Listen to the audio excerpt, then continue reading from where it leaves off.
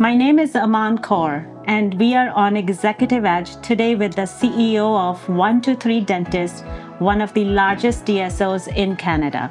And we are going to talk about the future of 123 Dentist and what it's going to do for the DSO industry in Canada. You're going to love this episode. I couldn't be more excited. My name is Jeff Legier. I'm the CEO of 123 Dentists, and I'm with Dr. Aman Kaur, and I'm on the Executive Edge. You're really going to love this episode.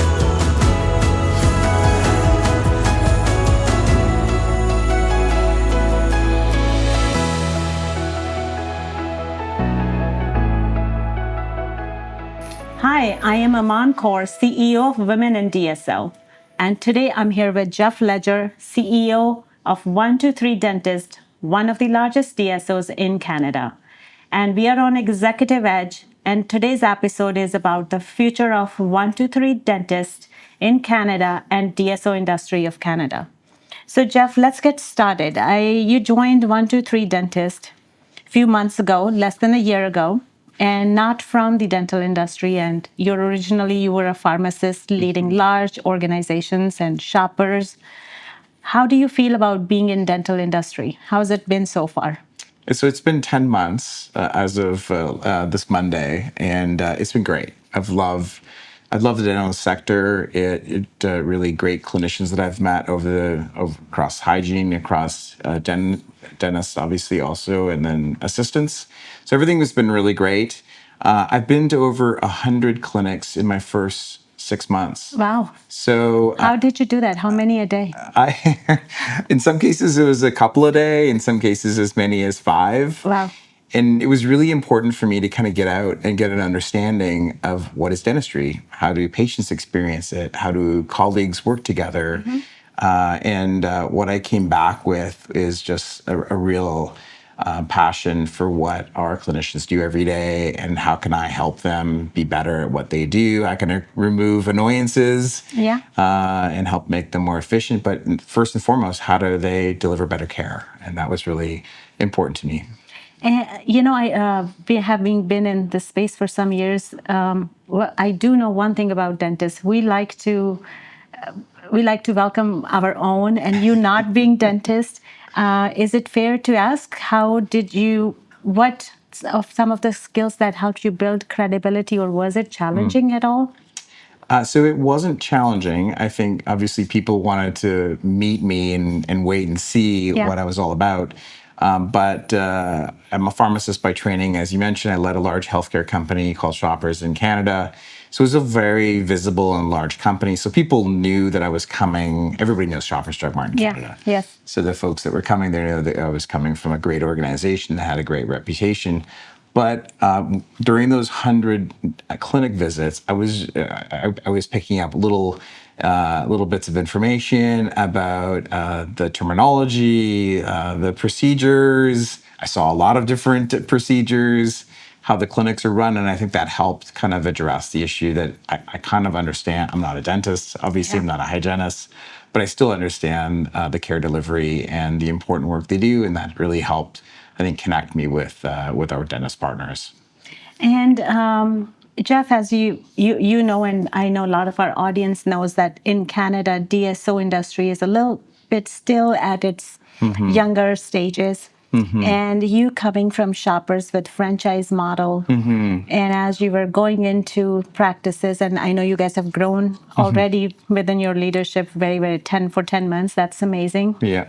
And did people look at you and think, oh, are you going to change us to franchise model? Or was there a little bit of that as people were approaching you? There was not to me directly, but I think it was important for me to take the time to learn the profession, learn how care was delivered, learn the business. And I really did take that time. So that allowed me to kind of be a lot more informed about the path forward and how we can improve. We do have a mixed model. We have locations where we have partners. There's locations that are run corporately. It all depends on the location, the clinicians that we have, what they want to do. So that was, I think, really important to kind of address those differences. And the model wasn't necessarily to bring a franchise model, but to have the right ownership model that meets the needs of our clinicians and meets the needs of the local dentist. Jeff, being a pharmacist now, you are a CEO of a DSO. Did you ever think one day you will be running a dental company? How does it feel? So when I was a student in pharmacy school, I didn't even think I would be a president of a Shoppers Drug Mart either. So because I didn't come from that environment, it's been kind of a natural progression through clinical leadership and really having the patient at the center of what I do. I do like business, and I went to business school. So it actually it would, if you asked me 30 years ago, would I be the CEO of 123 Dentists, I would say no. But it's been a natural progression. I really enjoy the mandate and the mission of what dentists and dental health professionals are actually doing. So it's felt like a natural progression for me. And it's such an exciting time for dentistry because finally people are thinking mouth oral health as a part of the overall health. So I think it might be like a little bit invigorating and satisfying that you can do so much now. I've been an incredible evangelist. So Okay. I knew dentistry as a clinician, or sorry, as also as a patient. I obviously generally knew about dentistry as an industry too. But anybody that I can talk to, like I'm raving about how important the work that our dental professionals are doing around, to your point, the link between oral health and also whole body health. For me, it's really about primary care and primary care delivery. I think it's underappreciated and unknown for the mass population. So certainly myself personally, I'm interested in actually helping tell that story. And I think 123 Dentists too can actually play a really important role to amplify this, which I think is exciting. It's exciting for our partners. It's exciting for this, and it's not just for us. It's also for the whole, call it the whole sector, the whole industry. Yeah. Yeah. My son tells me if I'm on a plane and they say any doctor on a plane, someone's getting heart attack, he tells me don't raise my hand because, and he makes me laugh. But now when I hear about oral systemic health, I'm like, Jayden, you don't know. But Exactly. You should put your hand up. Yeah. He's like, so it's a joke. But yeah, it's finally people are considering the importance of oral health, and it's so good to finally feel validated to some extent. The impact on cardiovascular disease, diabetes, mental health issues, or dementia long term. There's so many connections. So I'm excited about us helping kind of tell that story, and also helping our clinicians get out and do that work too. Yeah, and it's, because in the end, dentists, they genuinely care for patients. They care for the person, not just their teeth. So it's a holistic approach. Yeah. Jeff, every executive you talk to, they will say that the biggest asset is our people. And you have a team of over almost 8,000 plus people. So when you inherited this team and now you're having some of my favorite executives I've met are from your organization. So you're assembling a top line talent. How do you approach or have always approached the team and people aspect of the business? Well, I know it's easy to say it's all about the people, but it really is, especially when you're delivering a clinical service across over like 500 locations across Canada. We are relying on those folks to represent themselves, but also us. So we want to make sure that we can help support them in training and mentorship. And those are, I think, really important elements. From a leadership team, we have been able to bring new people into the company, but I'm also working with a number of folks that have been there right from the beginning. And you probably know the story already, but not everybody does. So this company was founded by Dr. Aman Kaur, who is a dentist based in British Columbia, or Vancouver specifically. And I think he built an incredible business founded on being dentist first and being centered around great care. And we're carrying that along now as we kind of continue to grow. We're not losing sight of that. So trying to build a team that has that vision, but also has operated at a larger scale. Yeah. When you start, we started with 17 locations and now we have 500. It's a different discipline and a different way of going about it, but culturally, you need to make sure that you're still putting the patient first, and you're also meeting the needs of the clinician so that they can deliver great care. Jeff, you're making it sound much easier than it is. Anytime I feel like when a dentist have put together a group, it's like their baby. And then they trust this someone else with their baby. And while they trust it, they're constantly like, is my baby okay?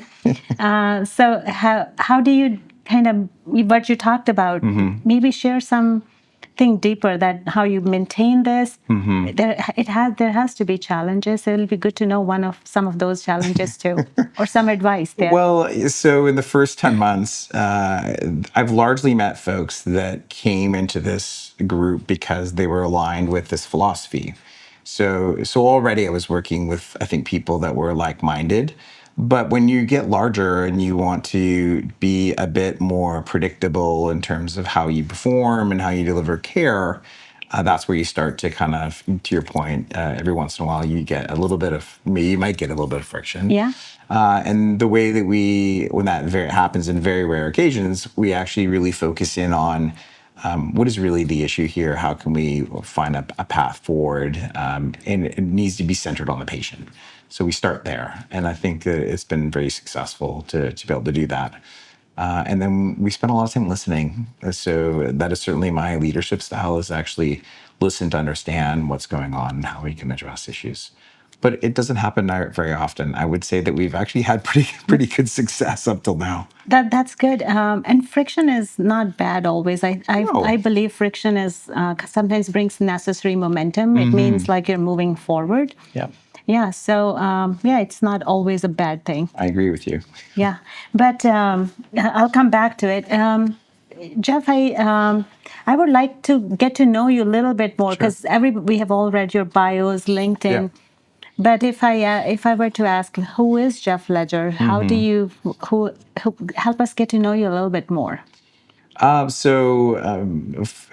Married, father of two kids who are now out of school as of the month of May. Our youngest will be out of school, well, at least temporarily.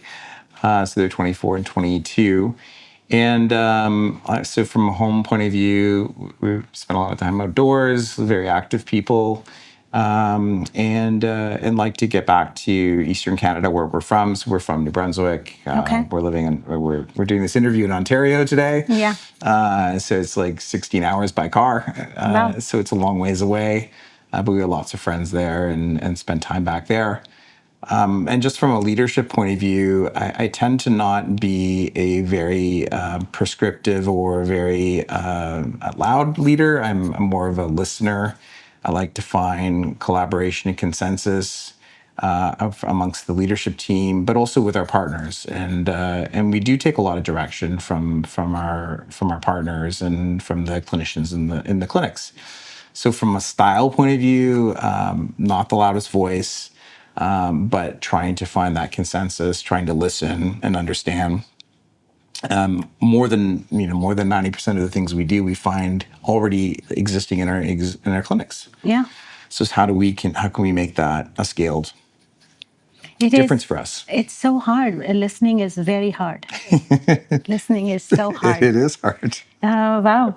And then, Jeff, I hear a lot of times work-life balance, all those things, and I've seen your team, and they seem pretty centered, grounded, working hard and moving at a very rapid pace at the same time.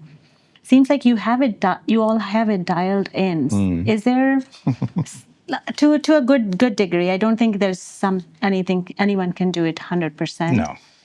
But is there some things you all do, or you make sure they all have it in place? It'll be good to know, which gives them a little bit dialed in with personal life and professional life.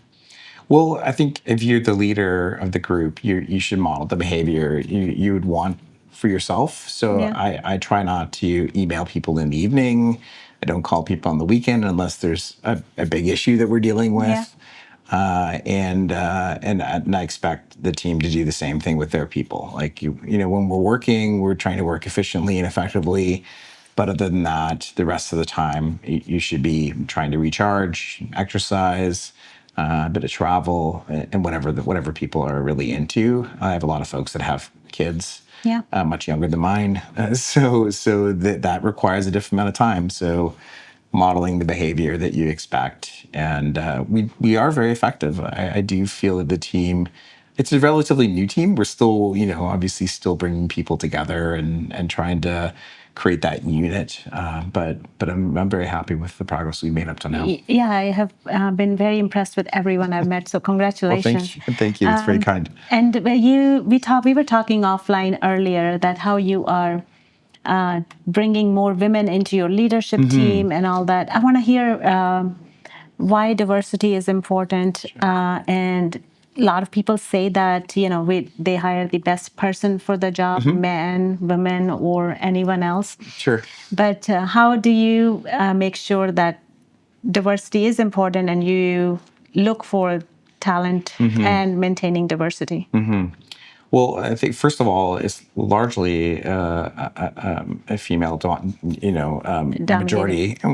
majority profession, especially if you look at hygiene assistants and dentists. Yeah. Right, that's changing. So that's one thing that I think it's important to be conscious of, that like the people that you're supporting, your leadership team needs to reflect that. And it also needs to reflect the population that you serve. So from a diversity point of view, you think different parts of Canada have different expressions of ethnic backgrounds too. So those are important for us to make sure that we understand and can deliver the care that we need to.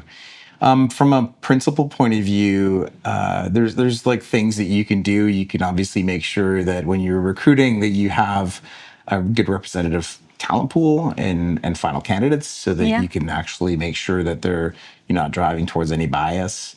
I'm very excited about the fact that we've implemented an office manager training program.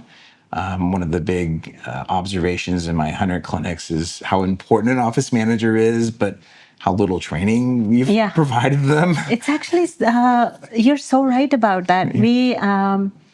I'm guilty of it, because what we notice as DSO executives is that it's a stepping stone position.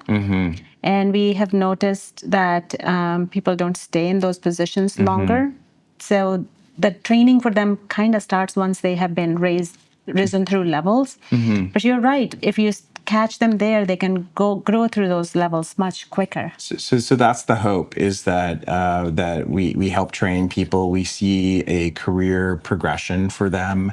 And the response we got after the first module was overwhelmingly positive. They're excited about getting the program, excited that people were investing in them too.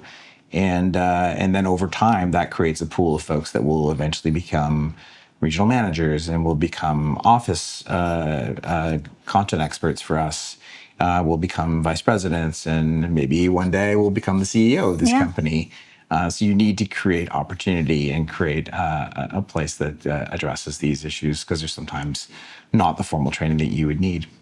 And Jeff, as you're growing DSOs, you're growing 1, 2, 3 dentists as a DSO, and in Canada there is like mixed emotions about DSOs in different sectors. Some love it, some not so much, some don't want them. And what is your, like, you're new to this, and what would be your message to people who love it, or how do you like it? What do you think of having DSOs? I think it's great, because you can actually create momentum and get scale on learning, on mentorship, and then on business elements too, that are really important for dentistry to thrive long term. So I think DSOs are really important. I think individual practices are really important too, obviously. And there's some great dentists that run great practices and are great leaders. And there's other folks that would just prefer to focus on dentistry and would like to work in an environment that's supportive for them. And the other really interesting observation, I've not received a negative feedback about it. That's good to hear. And I would say, and maybe it's just the timing that I started, because I've only been here 10 months, but I think people are recognizing that if I want a place to have a great career, but I'm not interested in ownership, or I'm not interested in something else, it's better to be part of a community. And I find a lot of people they crave community. They want to see their fellow students when they were in university, or they want to be able to create an environment where they have clinicians in their local trading area. And we can do that quite more effectively, I think, than just a single individual practice. I can't agree more. I think it's so good for patients because DSOs improve the access and the quality of care because we have so many peer evaluations as compared to Dr. Smith down the street. So it's good for patients. And like you said, it's so good for employees' career progression and variation in what they can do. And we plan to continue to invest in helping drive great patient care, helping elevate the standards, and help folks have a great career. So. Yeah. Jeff, since you inherited 10 months ago, this has been like AI on steroid phase, right? Yeah. And I have met with your CIO, very, very bright individual.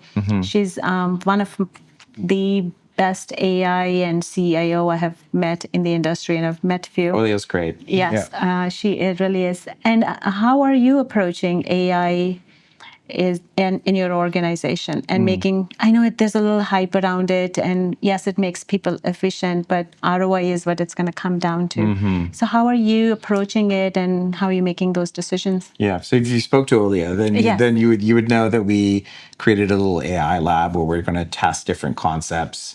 If you think about, is it something that could enhance workflow? Is it around the ambient listening and or ambient scribe, as an example, or is it moving down towards diagnostic assistance?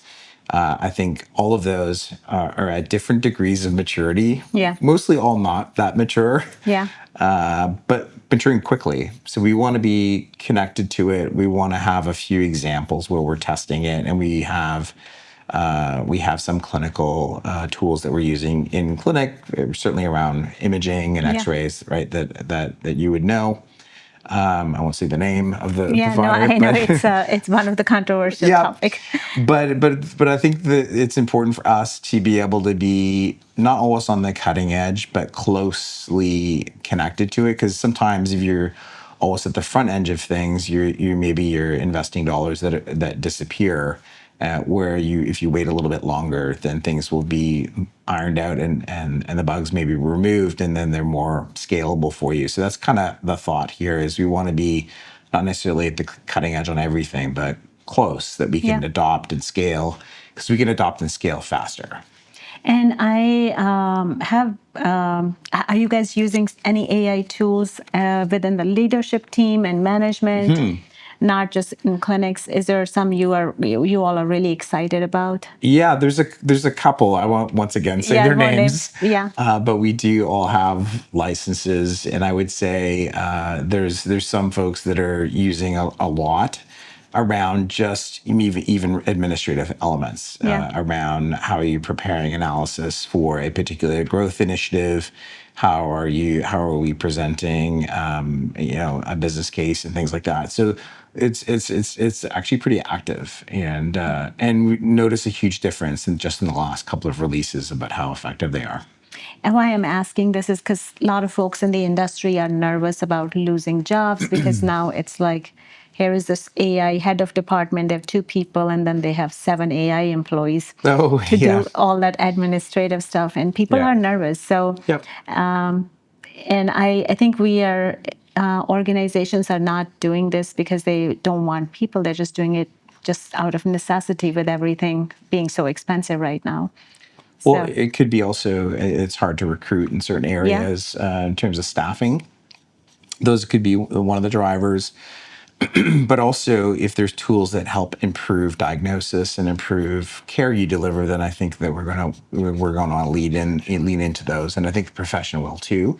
But those are some of the drivers, and then back office elements. In some cases, it is hard for us to recruit folks. So if we had tools that would help us, then that would make it easier. Yeah, you're so right. I forgot about that. That there are some locations where certain positions are very, very hard to Very recruit. difficult. Yeah, yeah, and it changes that. So, Jeff, if any dentist listening to this and they're like, "Oh, Jeff seems like a nice guy. Maybe we should join 123 Dentist. And I worked with few different CEOs. What I've learned is, and being one, I would say, I tell people every DSO is not for every dentist. So if some dentist is thinking about joining 123 Dentist, what questions they should ask you, and how should they think if it'll be a right fit for them? Well, I think the first thing that people should ask is what's the culture like? What's our philosophy in terms of how we support clinics? What is their role in the future No. versus ours? Yeah. So good clarity up front makes for better relationships. And often when people are looking to join, it's because they don't want to do certain things anymore. They don't want to have to manage folks. They don't want to do more HR related elements, and they want to just focus in on the dentistry. So just I think asking questions around the philosophy, how we're going to go about it, how do we work together, what support you get. Those are really, really important questions. So that would be my first thought. I think we are very amenable and open to many different types of partners. But yet, we want to have certain things managed in a certain way, just because we think we've seen in other clinics. Yeah. That's a great way of doing it. Either it helps people become more efficient, more effective, creates a better environment for colleagues, creates a better environment for patients. Those are all important elements. And so 123 Dentists now 500 practices already. So in 10 months, when I see you again, it'll be in a year because we'll have a next year Canada Summit. Yeah. So is it going to be 700? What's next for 123 Dentists? Well, there's a couple of things. So one, we want to keep acquiring clinics, and we are making very good progress. And I would say it's a very good time. There's lots of folks that want to join us. So we were definitely planning to get above 700. Very good. Whether it'll be more than a year for us to get there, but we are moving pretty well on that front. I would say the other thing that you're going to continue to see is we're going to continue to support the existing network we have. We want them to be the best that they can be. We want them to have a focus on patient care. So you're going to see more stuff from us in terms of how we're going to structure that and advance that through mentorship and support, and also external support from like a council or an advisory group. So those are things that are really important to us to make sure that we're having external points of view around what we do. So you're going to see that continue to evolve. Great. So growth, predictability, and then broad expansion. And I believe in a year from now, you're gonna hear that we've been telling the broad story about how important dentistry is to oral health and whole body health, Oh, I and love playing a hearing big that. role in that Yeah. regard. And I think we can. Yeah, and there is, with all that volume, I mean, there's so much that can be done at a much higher regulatory level. I think if you tell the story in Canada, we have a very important federal program called the Canadian Dental Care Plan, and it's been incredibly important for people that have not had dental care in 10, 15 years to finally get care. Wow. And it's well compensated too from an insurance point of view, I think it's had a really important impact on Canadians. We need to tell that story. Yeah. We need to help the government understand the impact that they're having too. That's awesome. Jeff, as we are closing this executive edge, I want you to tell me that what leadership advice we had your article in our publication, The Lead. Okay. And we monitor what gets read and how much time people spend. So your article was very well read. Oh. And so there has to be something people looking for in your leadership style. What advice, if someone is like a dentist graduating today or a pharmacist graduating and starting their life, what makes someone a good leader, get to a point like you are? Okay. Well, I wouldn't have predicted it. So, but I would say that Some learnings. some learnings. I think if people are starting out in a clinical space, is be a good clinician. Like learn how to deliver great care. Be attentive to your colleagues and think about think about the profession as a system. So how can you improve the whole system? And I think that's kind of got me to where I've been. I've led large organizations. You know, prior to 123 Dentist Shoppers is 55,000 Yeah. people and 18 billion in revenue. So it's a very big network.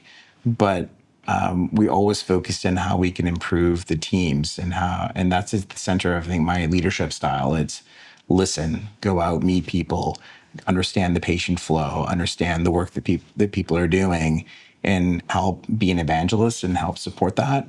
But then also, if you understand it, then you can better help influence kind of what we need to do. So listening is often underappreciated. It is because I think it's because it's so hard. It's so hard. I find it one of the hardest thing to do, Yeah, or to do it well. Yeah, so, but I do listen. I do. I'm a listener, but I'm also very prone to act quickly when I have a good conviction and we have good alignment. Then the implementation moves fast because people understand we've listened. People understand why we're doing it. Now we don't always get this right, Yeah. and I've had lots of Nobody experiences does. in my Yeah. life where it's not. But I try to learn every time. So Yeah. what didn't go right? How can I make it better next time? And it applies to every profession or any other business. So this is the same principles. Well, thank you so much. I can see you are a genuinely good listener, and that's remarkable. Well, thank you so much for your time. What a pleasure having you. Well, thank you so much for your time too. Yeah, It's been really fun. Yes.